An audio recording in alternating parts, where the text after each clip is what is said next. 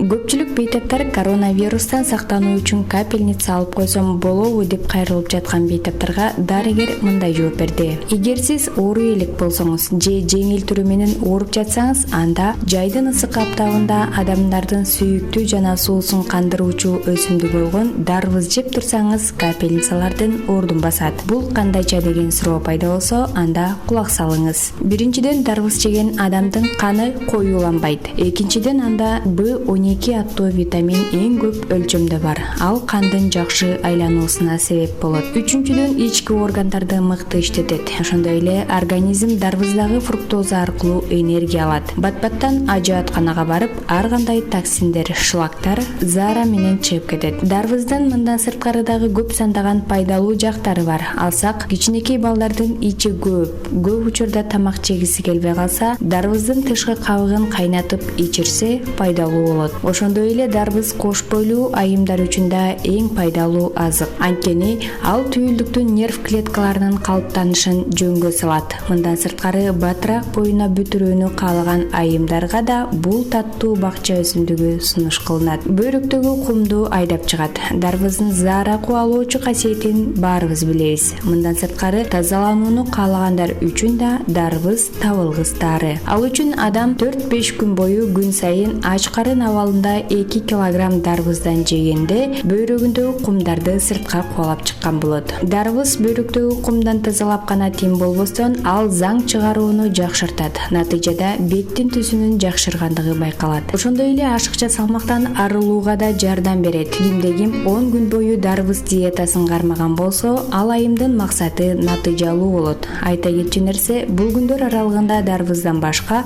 эч нерсе жебеш керек. Ал эми ачкачылыкты көтөрө албагандар кара нанды аралаштырып жесе болот. Дарбыз аларда эмнеге көңүл буруу керек? Биринчиден, дарбыз биологиялык процесс болуп, деги эле жашылча жемиштер көмүр кычкыл газын өздөрүнө сиңирип алып, кайра кислород бөлүп чыгарышат. Ошондуктан жолдун жээгинде кырка тизилип сатылган дарбыздар кооптуу болуп, ден соолукка зыян алып келерин адистер белгилеп келишет. Дарбыз алып жатканда чертип, кестирип, даамын көрүп алыш керек. Дарбыз сатып алууда ветеринардык жана фитосанитардык коопсуздук инспекциясы тарабынан уруксаат берилген кагазды талап кылууга толук укуктуусуз. Дарбызды канча убакыт сактоого болот? Дарбыздын 1 айга чейин жетилүү убактысы бар. 1 айга чейин муздак жерде турса, жакшы эле сакталат. Дагы бир эскерте кетчү нерсе, дарбыздар жаңы чыгып жатканда сактануу талап кылынат. Себеби айрым учурларда химикаттардын жардамы менен эрте бышырып, эрте сатыкка алып чыккандар кездешпей койбойт. Мына ушундай учурда ден соолукка олуттуу зыян кылып алышыбыз толук ыктымал. Андыктан жайдын ортолоп калган убагы болгон июль айынын ортосунан баштап алсаңыз, табигый жол менен бышкан учур болот.